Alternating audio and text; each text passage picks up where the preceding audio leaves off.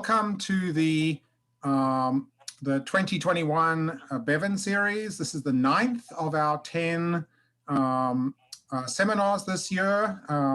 I was just talking to Hannah, the quarter has gone past so quickly as usual. The talks have been truly amazing. And I'm expecting the same from today from our guest, Kiki. For those who don't know, this quarter's seminars are dedicated to diversity, equity, inclusion, and justice.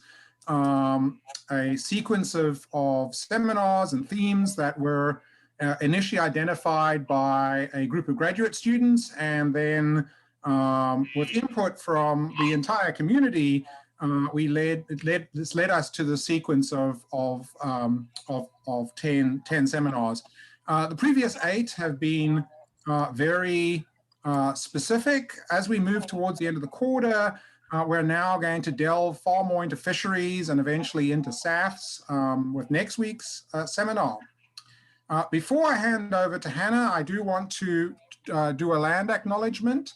The University of Washington acknowledges the Coast Salish peoples of this land, the land which touches the shared waters of all tribes and bands within the Squamish, Tulalip, and Muckleshoot nations.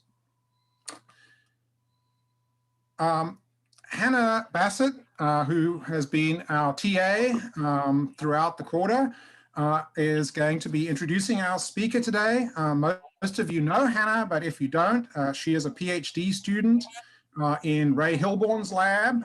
She is also co-advised by Phil Levin, who is in the School of Marine and Environmental Affairs. Hannah uses a political ecology and social ecological systems lens in her research, which examines the effects of fisheries management and governance on human well-being. Her graduate research is focusing specifically on the sustainability of dive fisheries. So over to you, Hannah. Thanks, Andre. I'm really excited to be here to introduce Dr. Kiki Jenkins today. She is a marine sustainability scientist and a science dance choreographer. She is multifaceted, and after growing up in Baltimore, Maryland, fishing and crabbing recreationally on the Chesapeake Bay, she has since gone on to do really cutting edge work in the field of technology and conservation. So Kiki's research interests center on empirical study of the process of conservation to distill conservation theory and codify best practices. Specifically, she works in marine conservation, bycatch, fisheries, conservation technology, tidal energy, invention, technology transfer, and diffusion of innovations. She works in field sites on both US coasts, down to the Gulf of Mexico, Ecuador, and Costa Rica. And she has held an impressive number of impressive fellowships through her career. I won't list them all, but I'll say from her time at the University of Maryland, Baltimore County, when she was a biology major and a dance minor, she held 2 prestigious fellowships there. She went on to be a National Science Foundation graduate research fellow, where she received her PhD from Duke, while they're pioneering a new field of study into the invention and adoption of marine conservation technology. And my favorite one is she lobbied for and gained the support of NOAA and to host its first ever AAAS Science and Technology Policy Fellow. And then as one of those fellows, served for the National Marine Fisheries Service's Office of International Affairs and helped implement new regulations to address bycatch and illegal, unregulated, and unreported fishing by foreign nations. So following her work there, she was a postdoctoral fellow at the University of Washington. She then became an assistant professor at the School of Marine and Environmental Affairs at University of Washington. Just as I was entering as a master's student, she was heading out. From there, she was awarded an Alfred P. Sloan Research Fellowship in Ocean Sciences, and she's now an associate professor at Arizona State University in the School for the Future of Innovation in Society, and has recently been named a AAAS IFTHEN ambassador and appointed to the National Academies of Sciences Ocean Studies Board. So without further ado, Kiki, take it away. Thank you so much, Hannah, for that wonderful introduction. I wish I could see all of your faces because it would be a little bit like coming back home to Seattle. I'm sure there's lots of people in the audience that I know, and just hi, you guys. So Daniel sent me this email and he was like, hey, Kiki, you want to give a talk on the future of aquatic and fishery sciences as a discipline? I think I got picked for that because I'm now at the School for the Future of Innovation and Society, and I'm surrounded by futurists who figure out the future of you name it. I have not become a futurist yet, but some of their techniques are rubbing off on me. I'm pretty jealous of the cool techniques they have in their arsenal. Because I'm not a futurist yet, I'm not going to be using foresight methods to peer into the crystal ball, but rather I'm going to do maybe the near-term approach to this, which is peering over the fence, seeing what our neighbors are doing in other disciplines who might be a little bit further ahead than fisheries and aquatic sciences in terms of thinking about JEDI. And then I'll also look within our own discipline for the innovators and what are they doing, and are going to move those ideas forward. So what I'm not going to do is I'm not going to spend a lot of time talking about diversity and inclusion of people in terms of the scientists and the students that we're training, because I've looked at the list of really exceptional speakers we've had so far this semester, and I think they probably brought that message home in a really great way. I'm also not going to focus on the future problems because you all know it, you write grants to address them. Instead, what I'm going to do is I'm going to apply the lens of science and technology studies to examine what are the JEDI implications of the science that we do, and particularly digging into theories around power, politics, and culture.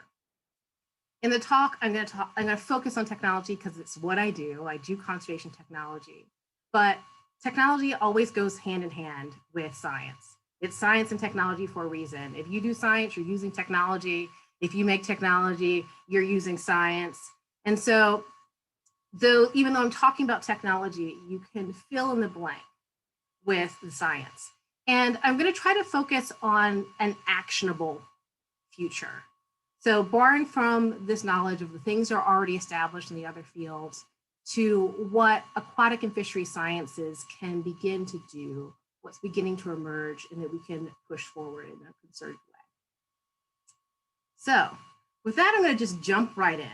I'm going to present to you three main premises and then some other things. And the first one is the idea that technology has politics. So the person who has really written a lot about this and driven this concept home is Langdon Winter, and I'm going to read you a quote.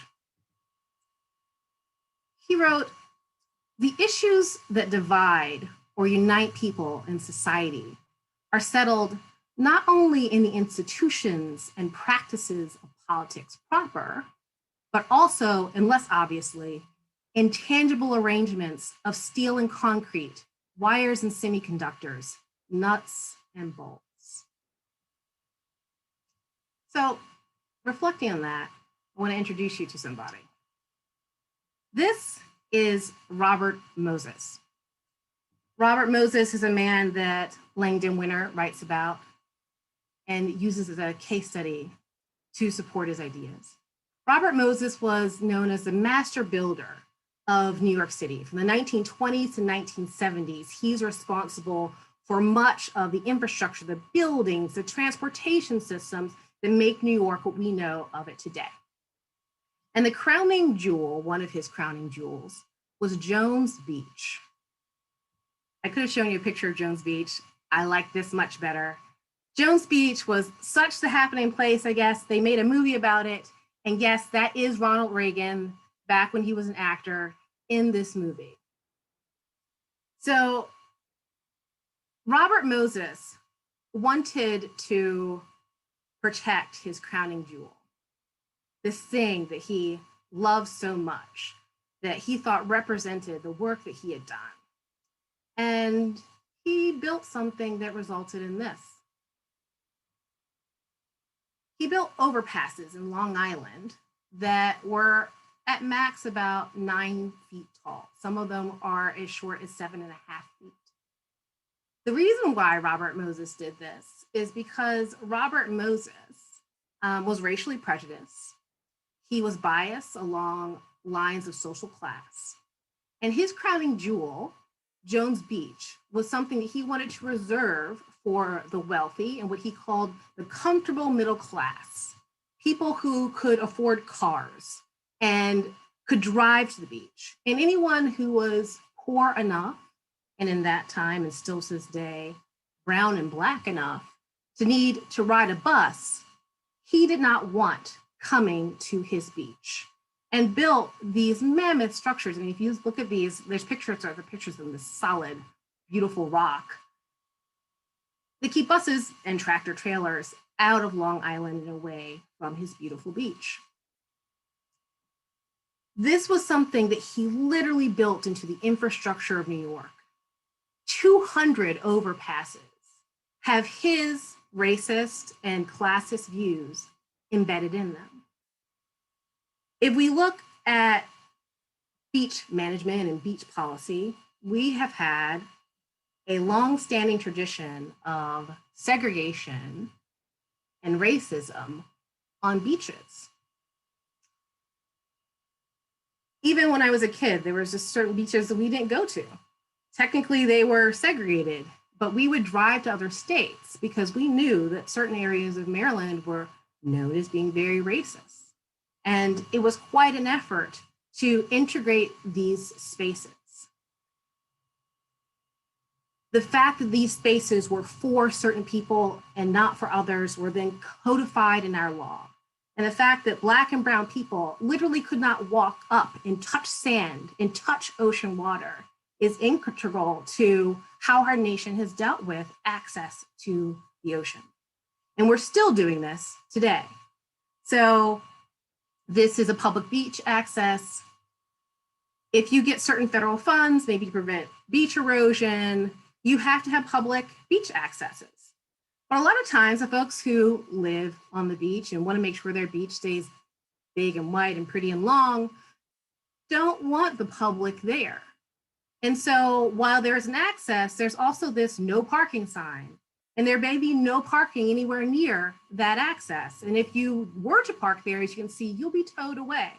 So unless you are wealthy enough to have a house or a condo on the beach, or you're in the social circles to know someone who has a house or condo on that beach where you can park in their driveway or their parking lot, then you have no practical access to the beach.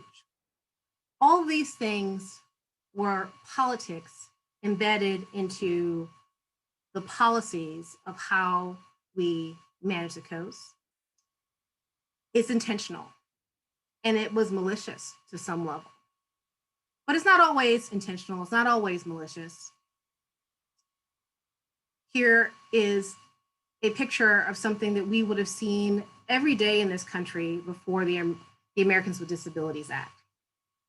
Before that act, and still to this day, people with disabilities are excluded from public life, not because someone intentionally decided not to design a curb cut. It was neglect of the architects, the designers, the engineers who were considering who would use this. They weren't thinking about the needs of people with disabilities as they were creating the buildings and the transportation systems and the communication systems. But subsequently, after the ADA, we redesigned and rebuilt these systems. And this illustrates that with the political will, even major technologies, major technological systems can be reworked to remove injustices that are embedded within them. So here's another quote by Langdon Winter.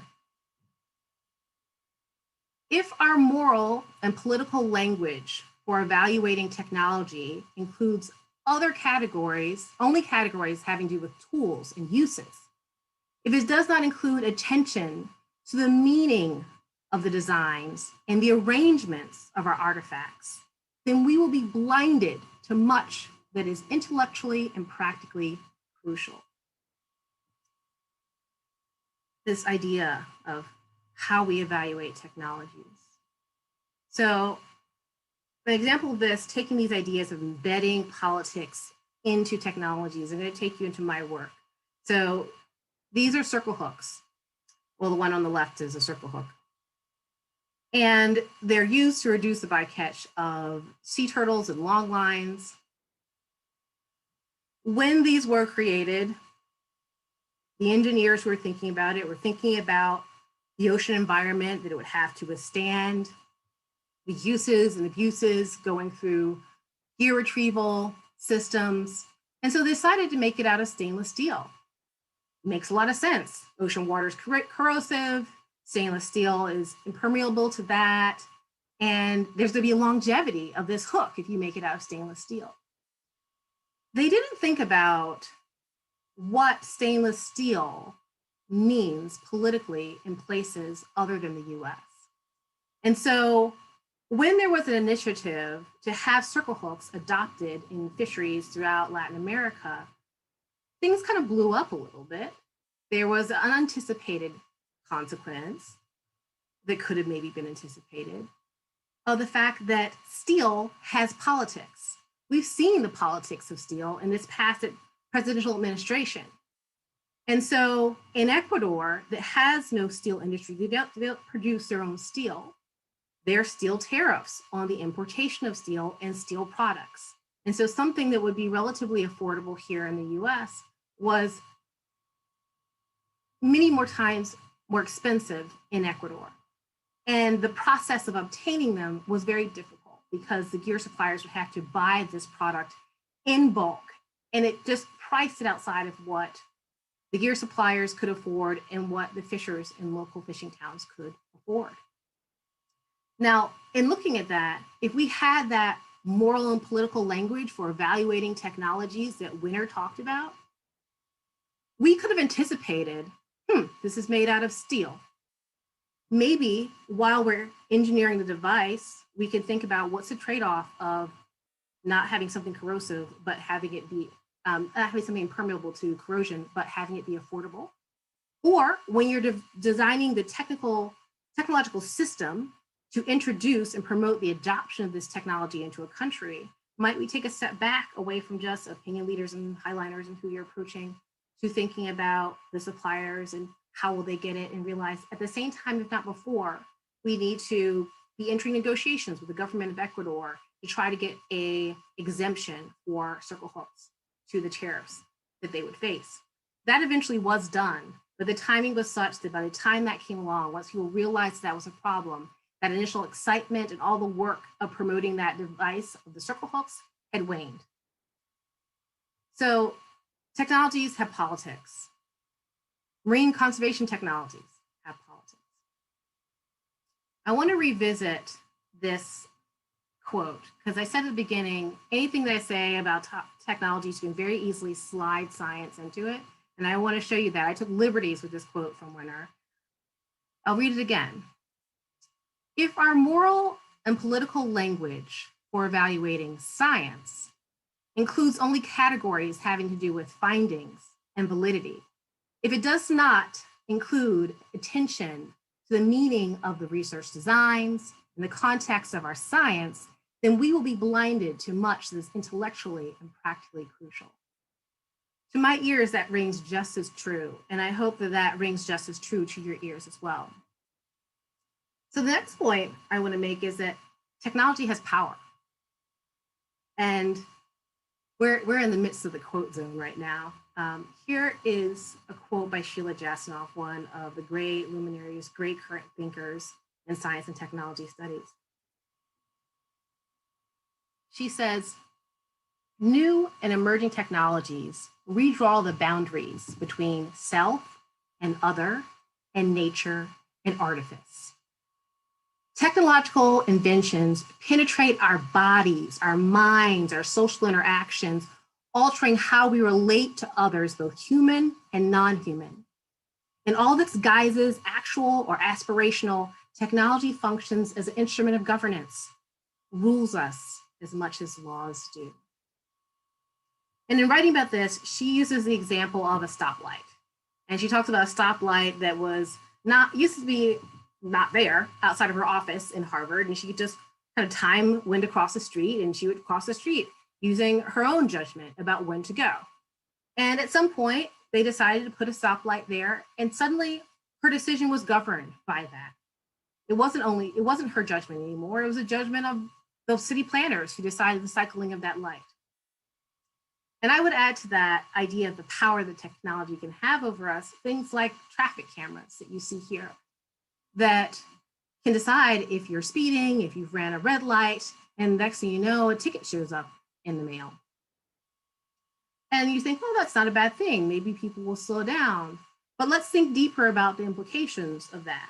So where I grew up in Baltimore, if you go there now, the concentration of where traffic cameras and surveillance cameras in general are, you will find them largely in lower income and Black communities. And if you have a technology that just says, oh, you did something wrong, here's your fine, here's your ticket, you're a lawbreaker, you're a wrongdoer, as opposed to if I was out in the county and if I ran a red light and there happened to be a cop there who saw me, he might have take issue with my skin, but if he didn't, I could have the option to explain to him my situation. Maybe I didn't see a stop sign or something like that, and maybe I could talk my way out of it or just get a warning.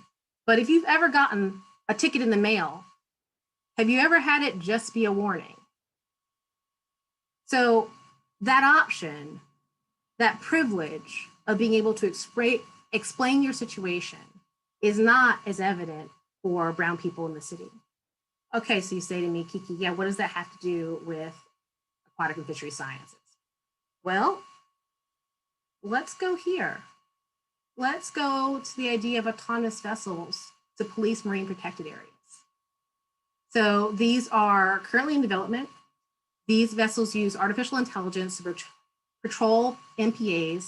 They identify the presence of a vessel, whether or not they're just transiting through or engaging in prohibited practices like fishing, and they document this presence and activity with video and GPS. Currently, government lawyers and conservation experts and enforcement experts are trying to determine if the evidence gathered from autonomous vessels would be admissible to court. And while there's great potential in being able to patrol large MPAs that are prohibitively expensive to police in the traditional typical way with crewed boats, there's also concerns around the power that we have to consider. So what if a fisher was fishing just outside the edge of a park and suffered a power loss, had their gear in the water, and just happened to drift into the park boundaries while they're trying to deal with the power loss in a boat?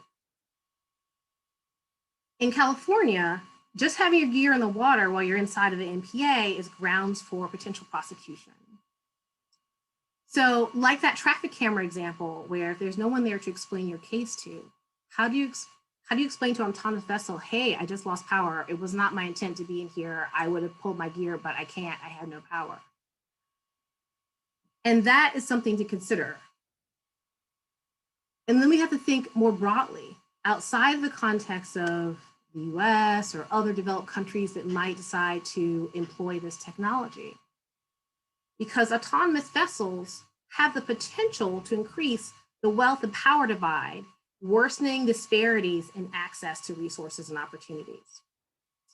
So a lot of times MPAs are touted as creating local jobs for people who act as guardians for the MPA, for example, and that could be a direct benefit to the community. Would autonomous vessels take these jobs? In many developing countries where they might not be able to afford this vessel, and that's not an issue, say, okay, well, small scale fisheries, it's just local legal fishing, it wouldn't be the same. Okay, well, what if it was just developing countries that applied this technology? We say, well, what if it's just developed countries that apply this technology, because developing countries have their hands full with basic human needs like food, clean water, decent work, healthcare, education. They go, we can't afford this really expensive vessel. And a lot of countries can't even afford a basic skiff to patrol. So here we are in the US or Europe using this. There's also industrial scale illegal fishing. And what if those bad actors decide, hey, you know what? The fuzz is out and full of AI in American waters and European waters. And so let's just go to these poor developing countries to engage in our legal practices. Are we displacing then disproportionately the illegal fishing into the waters of countries that can least afford to lose these precious resources? And those are the types of issues that, as we're developing technologies like this, we have to think about. The power that's imbued within them, the risks that are associated with them, who's responsible for managing that risk, how do we foresee that risk, and how can we prevent the wealth, power, resource, and opportunity gaps that already exist from continuing to expand and expand. And here's my third premise. Technology has culture embedded in it. And here's a quote by Arnold Pacey. Experts are trained with tunnel vision. They learn to examine specialized components of problems with a concentrated attention that blinds them to other issues.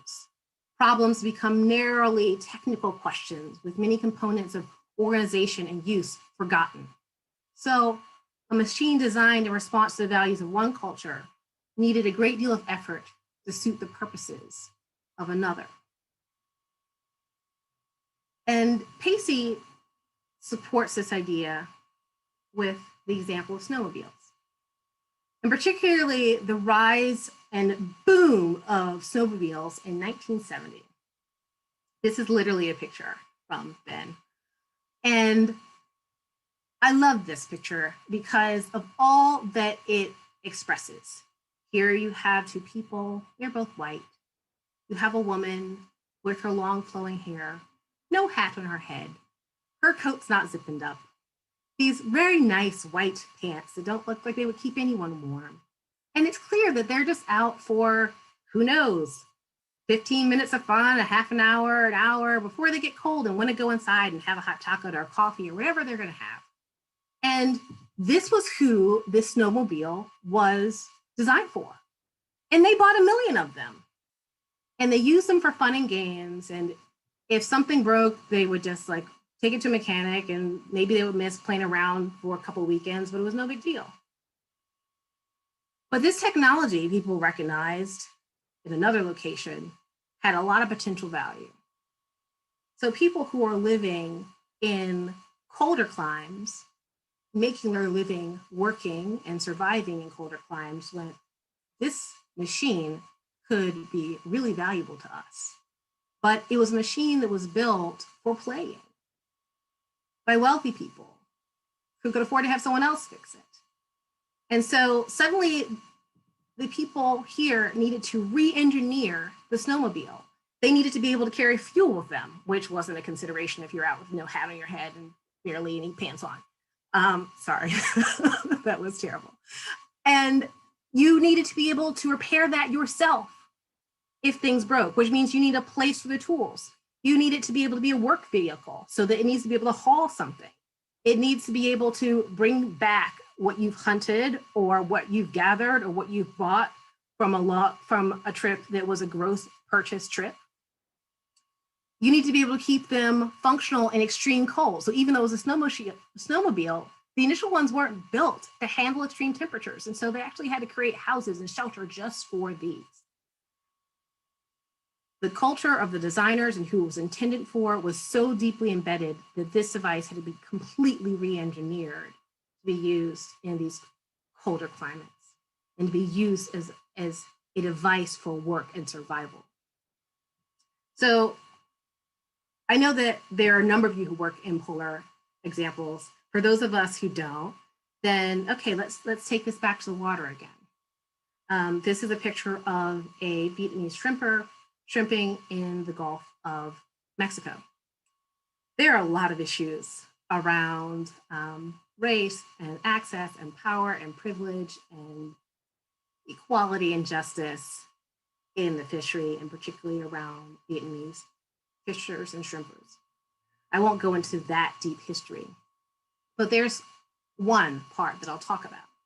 So in the 80s, when the US was requiring and mandating the use of turtle excluder devices, there is a big promotional effort to make sure that shrimpers understood it, we're getting them in their nets.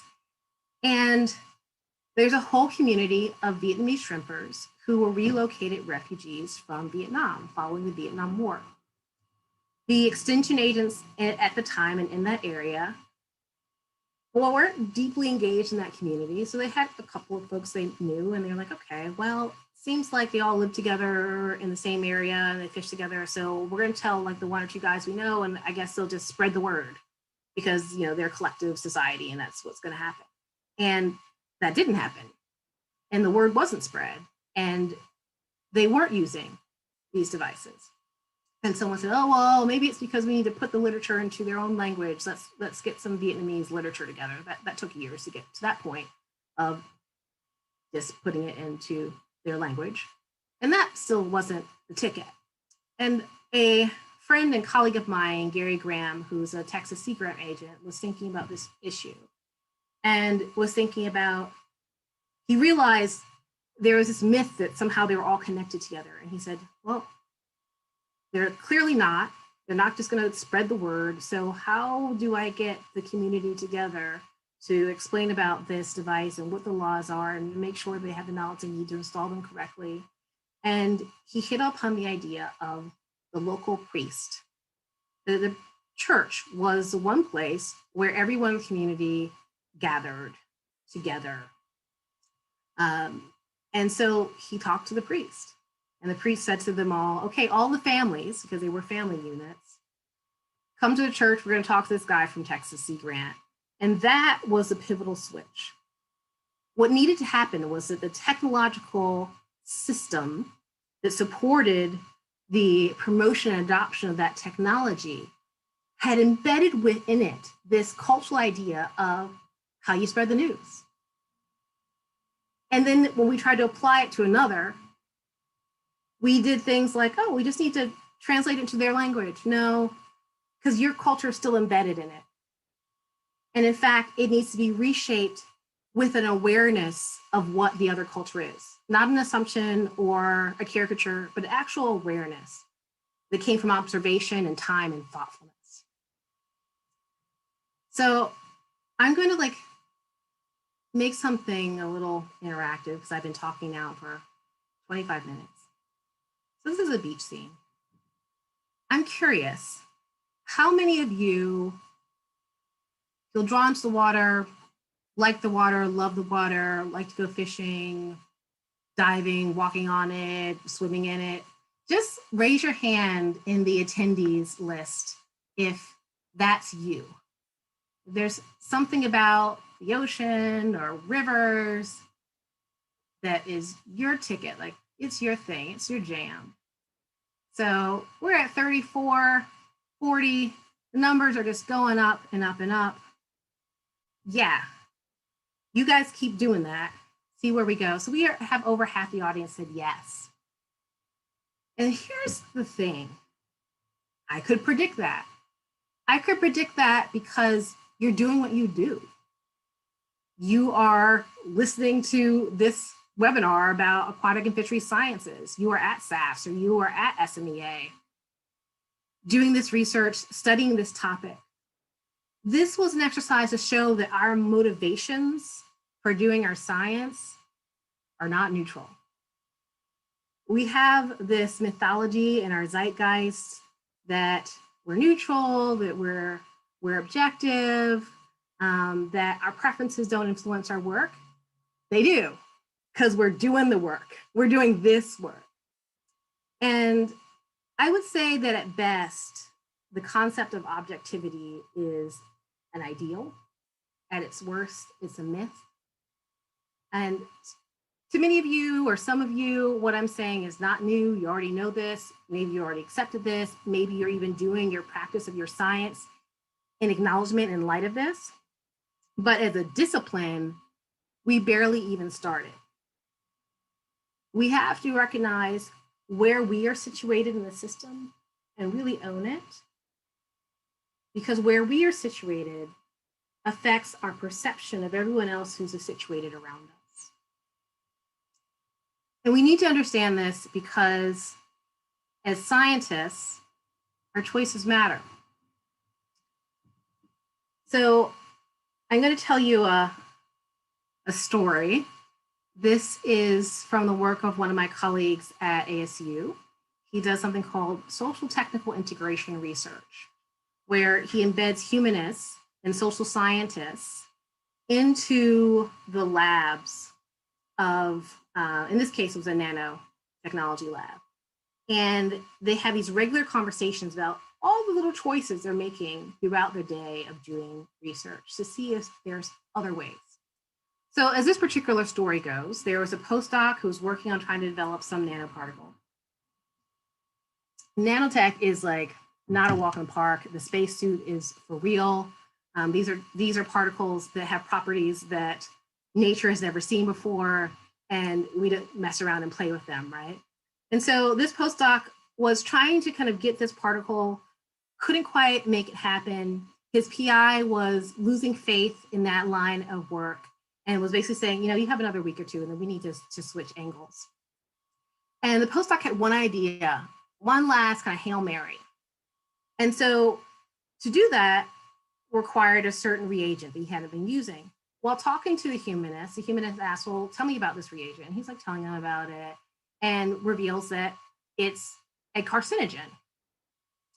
And the humanist digs a little bit more. It's like, well, what are the implications or concerns you have about this? Initially, the guy's like, it's not a big deal. We have our safety measures, whatever.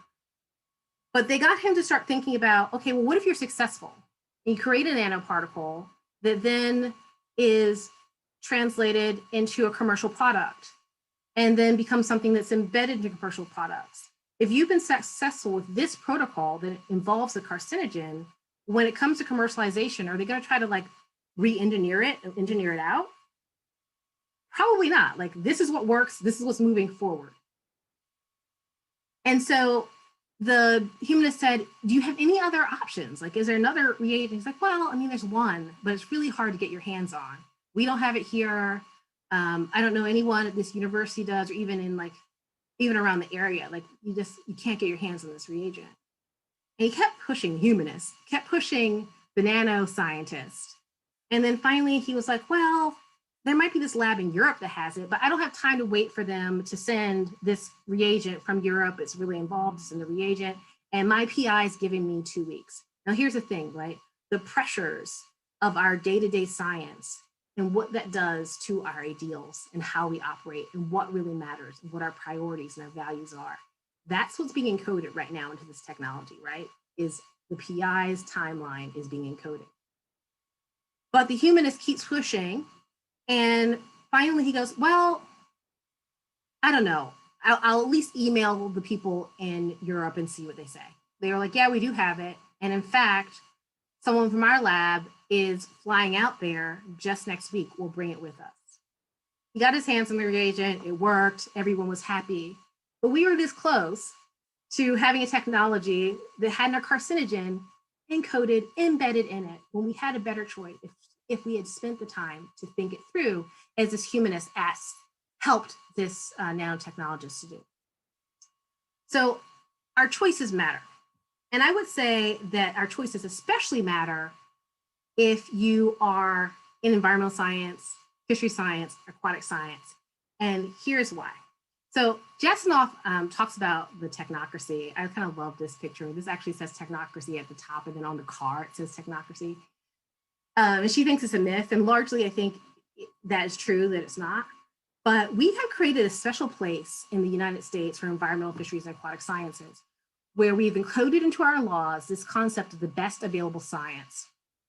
And the best available science must be used by law according to Endangered Species Act, the Magnuson-Stevens Act. There's EPA interpretations of the Clean Water Act that suggest the same thing. And so what that means is we as scientists have legislated power around decisions. Are we technocrats in the pure sense of the word? No. Do we look and smell a lot like them? Yes. And this could be slightly problematic if we're not careful with this power, because science in the US is not democratic at all. Why are we having students get PhDs? Because if you want to have a faculty job and teach science, i.e. espouse your ideas to other people, you more or less need a PhD. You want to get big grants from government agencies, you need a PhD. You need to be situated in institutions that are allowed to have those research grants and do that science. There's a limitation to the scale and size of science you can do without those credentials. And that's why we have this smell of technocracy about us. So it's important that we own that, because you look over the way, you look back at that nanoscientist, he doesn't have some law that gives him the power of the best available science in his hands. We have that. We are special in that regard. As a precious power that can be used well or used poorly. And this is also why this belief that science or our research is neutral is especially problematic for us in fisheries and aquatic sciences because of that power. You know, we have this idea of, oh, you know, we're just going to hand off our research to the policymakers, and it's neutral and they do what they do, and the muddiness happens after us. But that's not true. The muddiness is here in the science as well. We're creating it, we're embedding it within it, these concepts. And we also have to keep in mind that, you know, we also have this myth that we have our hands clean because we're not advocating or we're not rising, but we work within an ecology. So the work that we do is possible because of the government agencies who we may see as being for or against us or listening to us or not. It's possible because the NGOs, both the ones that are cooperative and the ones that are litigious. The ones that are litigious are often the ones that make an issue so big and so noisy that the public cares enough that that leads to the grant money that you're using. We have to acknowledge that ecology. So in sum, we have to see that aquatic and fishery sciences have embedded in it politics, power, culture. And the future for us must be one that's thoughtful, intentional, deeply integrated into our research and our practice. Now, I could go into a lot of detail about, oh, what exactly should we be doing or how can we be doing that? I'm not going to do that. Instead, what I'm going to do is I'm going to show you a video. And it's a video that's originally about plastics, but I like it because this video shows a researcher who is doing this, a thoughtful, intentional, deeply integrated research practice. And it's everywhere in this video. So I have a challenge for you, which is that as we're looking at this video, I want you to note every instance where you can see that they are engaging with, have awareness of the politics, culture, power, people impacting and impacted by their science. I just want you to make a note in the Q&A. We don't have a chat, so in the Q&A. And we are going to have this really long list at the end. So this is a presentation by The Atlantic magazine. Yeah, I'm just going to play it. It's about 10 minutes. I didn't want to chop it off at all because I think the power is in the full content. So take up the challenge, look for it, write it out, what you see.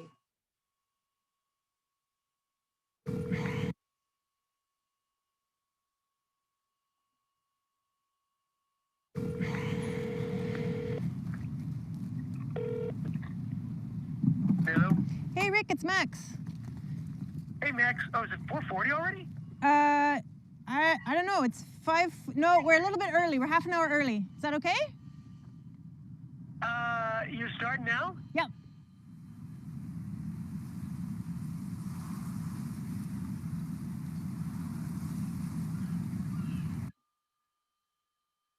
Oh, sorry you all. I tried to open the Q&A to watch. We'll skip ahead a little bit.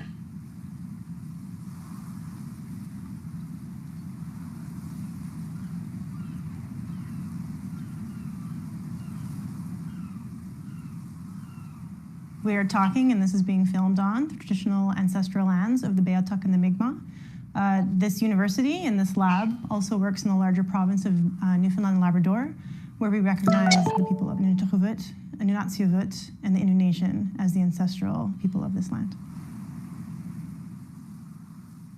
My name is Dr. Max Liboran. I'm an assistant professor at the Department of Geography at Memorial University, and I study plastic pollution.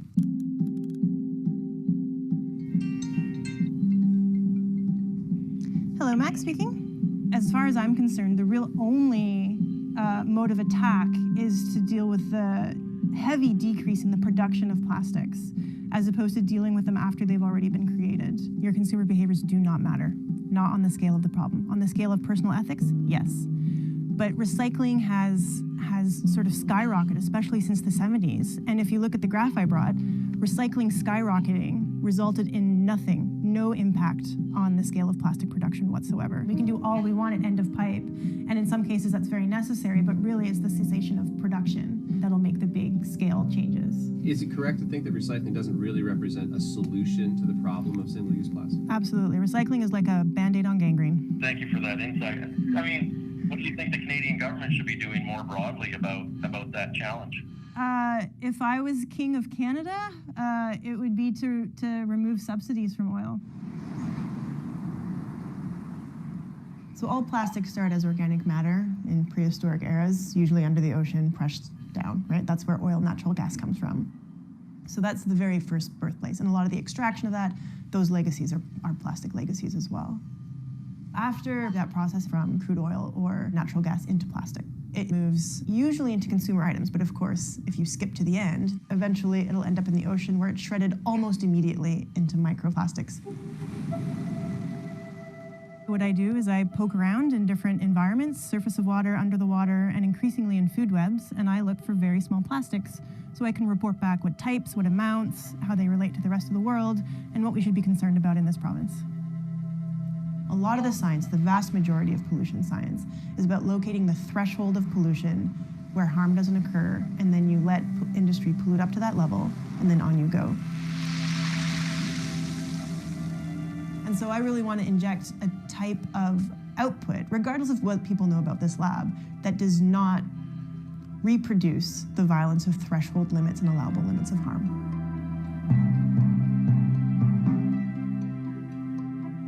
We are an activist lab, a scientific lab, and we in particular were an anti-colonial and feminist marine science laboratory. We specialize in marine plastic pollution. I think from an organizational perspective, it's hard to operate a lab like this within a framework designed to foster a different type of science. I was a part of other labs before, and it was a very different atmosphere coming in. Even to my friends saying, I work in this lab and we do feminist, anti-colonial methods in science. And people understand it to a point, but then it's like, how do you do that in science? Like, what does that even mean? If you lead with like, we're a feminist anti-colonial lab, only certain people will want to hear what happens after that sentence. So often I don't lead with that.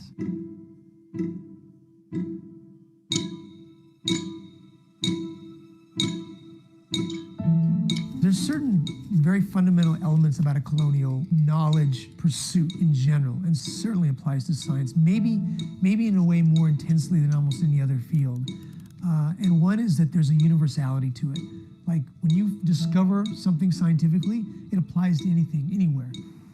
You know, you could go anywhere in the world and it's like, yes, this worked. This is what truth is. Truth was here in this place and truth is the same someplace else, right? For us, that's so far from our truth. That's so far from our knowledge as Indigenous people. We know that knowledge, you must understand where you are. Every time you decide what question to ask and not to ask others, which counting style you use, which statistics you use, how you frame things, where you publish them, who you work with, who you get funding from, all of that is political. It means that some things will be reproduced and some things won't be. Reproducing the status quo is deeply political because the status quo is super crappy.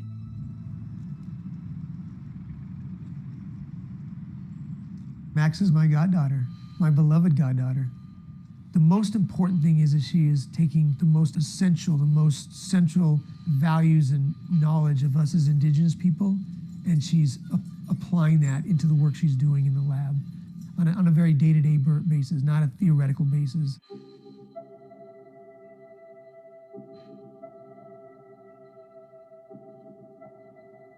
The number one rule of the lab is that if you're tired, exhausted, heartbroken, etc., you go home.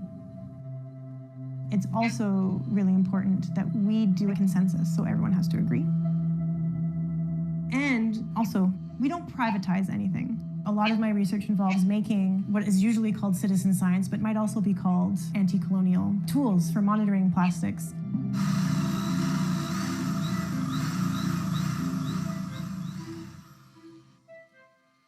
Do you want to see? Do you want to That's come see? okay. It's very nice. drilling experience. I know, I don't know that I haven't drilled really ever. Well, then you should start with the countersink. You'll never go back. Okay.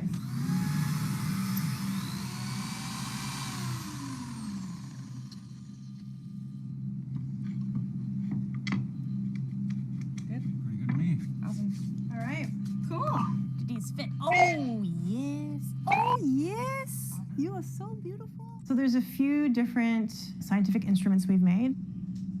Baby legs was my first invention. She's made with baby tights and she's a surface trawl. And the other one is Lady, the low-tech aquatic debris instrument. She's a bigger trawl. Lady is, by the way, named in direct opposition to the manta trawl, which is the scientific standard.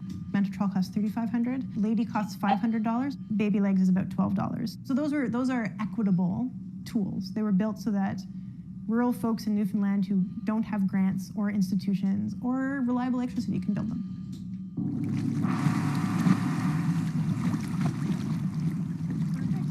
What we at, 2 knot?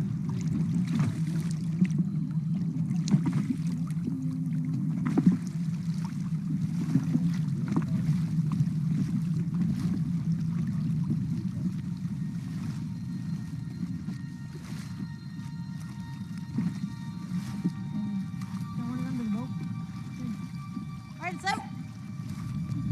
09.09 west. Got a plastic and a fish.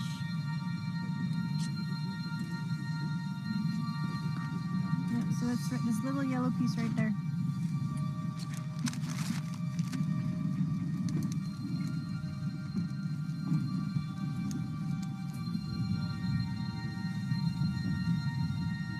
Oh yeah, some ducks. This part of Newfoundland, which is where I do most of my studies and where a lot of people depend on, wild food, what we're sampling is not fish in the ocean. What we're sampling is human food webs. And some are easy to tell that they're plastic, right? Because they're blue or green or shaped sort of weird, but some of them are much harder to figure out. So is that thing over there plastic? The blue one on the right is probably a sparkle from toothpaste. It's that's how small we're talking. That's a very, very, very small bug next to it. And this one, there's 3 sizes of microbeads in one face wash. So when plastics enter the ocean, they act like a sponge and they absorb the oily chemicals that are around them in the water. Things like PCBs, flame retardants, methylmercury, and those glom onto the plastics. The tobacco colored ones, these are older. You can tell they're also more beat up. It's sort of like tobacco teeth. The more you smoke, the more your teeth turn that color, same phenomenon. You're absorbing chemicals into it. And when an animal ingests that, we get worried about those chemicals moving into the food web. Ready to do one? There's a very simple protocol in our lab where you don't wear earbuds when you're dissecting a fish, because that separates you from the fish. You can listen to music and the radio, and you can sing all you want. In fact, that would be preferable.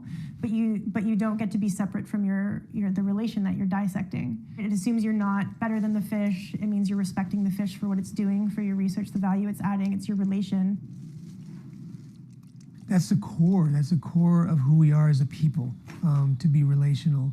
And so there's particular protocol, there's particular ways in which you go about honoring those relations and continuously understanding those relations. Spread, wash, put it aside. That'll go in the bag to go back to the land.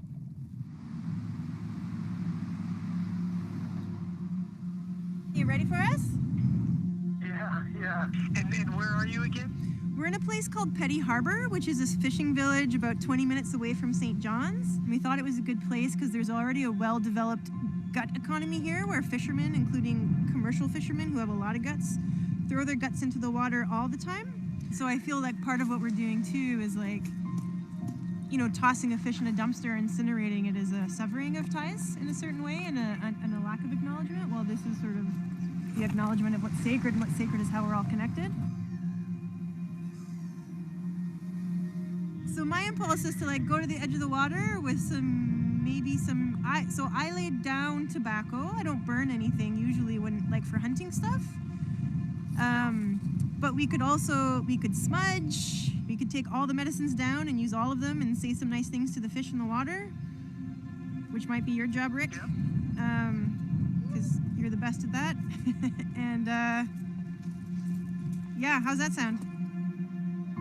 I think that sounds good. That sounds like the way to go about. Just lay down your tobacco and everybody, as they approach, just be in prayer, as I'm sure you are already. Yep. Relations are always a very intimate in the way that it has to be mutually shared. There has to be a communication that goes on that cannot be interrupted by something that isn't part of that relation, like a camera, for instance. Okay, we will do that, and we'll stop filming now then. So everything else from here on in is for not for public consumption. All right. Okay, let's get some guts.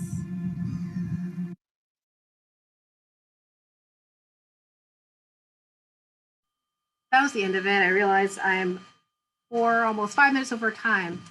The point of that video was not to say that you need to have an anti-colonial feminist lab, but to say that this was an example of someone who had thought deeply about who she is, the people she's engaging with, where she is, what their values are, what her values are, and have integrated this deeply into how they do their work. And that is the future that aquatic and fishery sciences as a discipline needs to strive towards. With that, I'll take questions.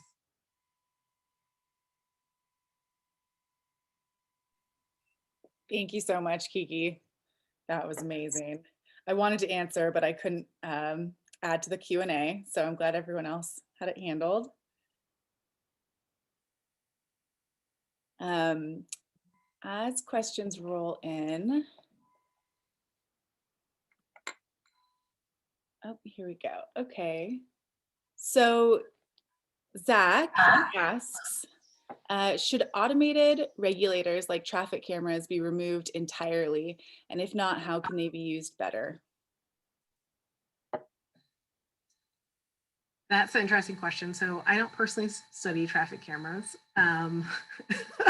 So I don't have an informed scholarly point of view. Sheila Jasnoff might be a good one for that. I think there's probably value in that technology. But the point is, for many of these technologies we created, they're not inherently bad or inherently good. It's about how we use them and awareness of how we use them.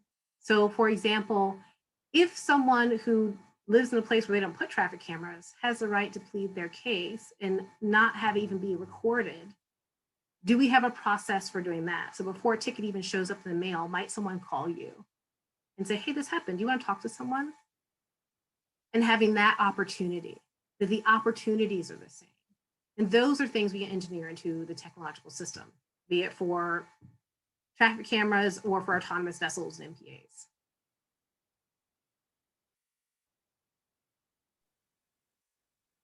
Well, I was curious, what did we miss in the video? Well, I'm just kind of skimming. Sorry. Okay, I was just skimming through. My internet connection's unstable. Can you hear me? Okay, if it gets really bad, tell me and I'll tell my nephew to stop playing video games. So I'm skimming through this and you guys I'm seeing just a response of what you saw in that, the land acknowledgement, the anti-colonial feminist lab, the funding sources, the awareness. There's also really small things. Like someone pointed out they have a dog in the lab. Yeah, so dogs in labs. People were like, that's a terrible idea. When I went to Duke University, there was like dog ban on campus and then something shifted and changed. They have dogs in the space and clearly those dogs are something that was supported for them. Can we make a space for that? If someone has an emotional support animal, how does that fit in with our science? So it's from the large to the big, this awareness of how we code, like, why are dogs automatically bad in association with science? And is there a way for them to coexist? I know that you guys do it on the weekends. Don't give them away. No, we are already doing it, but we don't acknowledge it. We don't own it because the zeitgeist around you says, you know, at SAS, we don't let our dogs in the lab except when no one's around on Saturday, right? So let's get real about those conversations. So Tim is saying, wonderful presentation, Kiki. Can you give an example of how you've applied this kind of intentional deliberateness in your own research? Yeah, so one of the things I was going to preface is I'm not Max. I'm not as far along as she is. With the things that I do, a lot of it is with my students and how I engage them, who I engage. But in terms of my work, one of the probably the largest things is I almost always put money into the budget so that if I have a field site, I can afford to go visit that field site, introduce myself to them, tell them who I am and what I'm about, and then leave.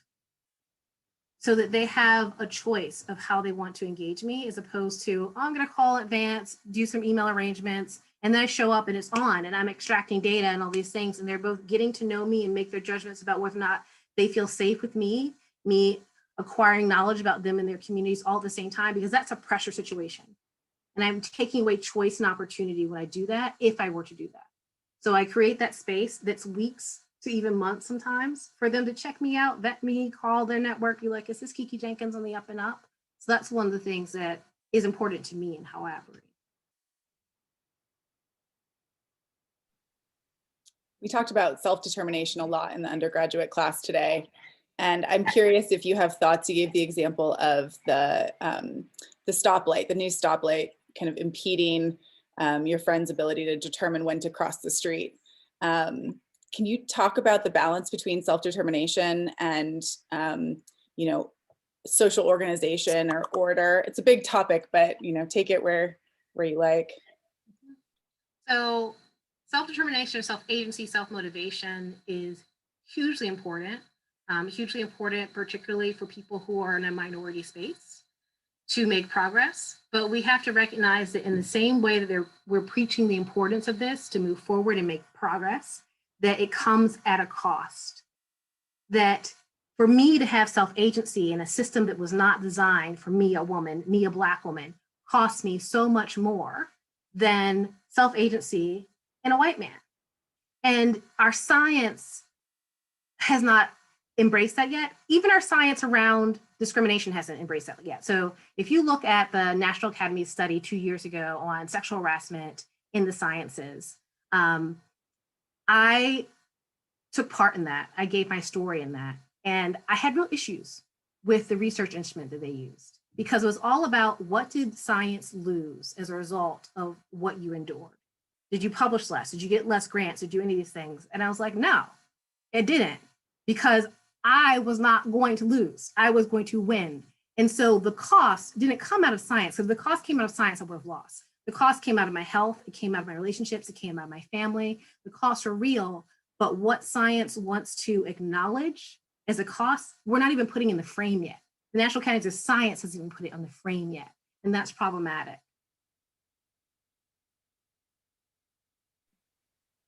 Yes, so well said. An anonymous attendee has a follow-up that's somewhat related. The elusive anonymous attendee says, one more I haven't seen someone say yet, rejecting the productivity above all else mindset and making it normal for lab members to go home and stop working if they're mentally or physically unwell. Yes, that's also a key thing. And that is something that I do in my space. So I model to my students, like, I have no expectation that you are answering emails or working outside of 9 to 5, Monday through this thing that we put into graduate students, that you live in the lab and that's how you show your worth and that's how you show that you're working hard and you're good science. This is ridiculous. It's counterproductive. It's toxic.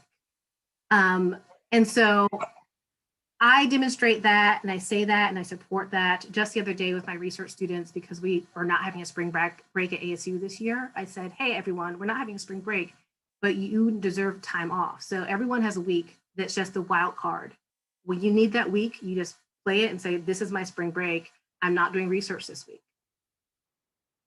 Because we need that self-care, and we need the people who are in power need to create permission for the self-care, because they're going to emulate us. I definitely support implementing that to whoever's listening, maybe Andre. I'll share one more comment and maybe one more question. But if you want to stay to speak with Kiki after the main webinar shuts down and just the private chat situation, please raise your hand and put your affiliation in the Q&A. We just have to confirm for security purposes. So go ahead and do that now. And then from one of our undergraduates, Amanda says, it's not a question, but she grew up in New York City, Queens, and every summer would go to the beach and always with someone with a car. But she never thought about this until you pointed it out. They could never find parking. And so that's great. Already have people thinking about where there's some politics in their day-to-day lives. Last question maybe to close us out here is, I think the definition of technology is surprisingly elusive or misunderstood. And I wonder if you can shed light on, how you define technology, or what a helpful way to define technology is for these purposes. Yeah, there are lots of different definitions. Many of them are valid, depend on the context. When I work with marine conservation technologies, I define them as a technology that has direct conservation benefit for animals or habitat. So the things that we use to just gather data, but isn't actually protecting anything in and of itself, I don't consider conservation technology. I also don't necessarily think that technologies are restricted to high tech or even a physical thing. A technology can be a practice or an idea very broadly, but that gets kind of theoretical. So in day-to-day practice, I kind of think about the physical item, but acknowledge that it's connected to the social, cultural, political context in which it exists and is used. Thanks so much, Kiki. Imagine a whole auditorium applauding right now because they're out there. But we can take a second, catch your breath, grab water while we shuttle people into the more private group session. And so people continue to go ahead and raise your hands and put in your affiliation, and I will move you over there and see you in just a moment. Okay, great. Well, again, thanks for having me. And I'm sorry I couldn't see all you guys, but maybe the next session I can. Will I see faces? Yes, in this coming up session, you will see faces. Okay, awesome. And thank you everyone for coming out.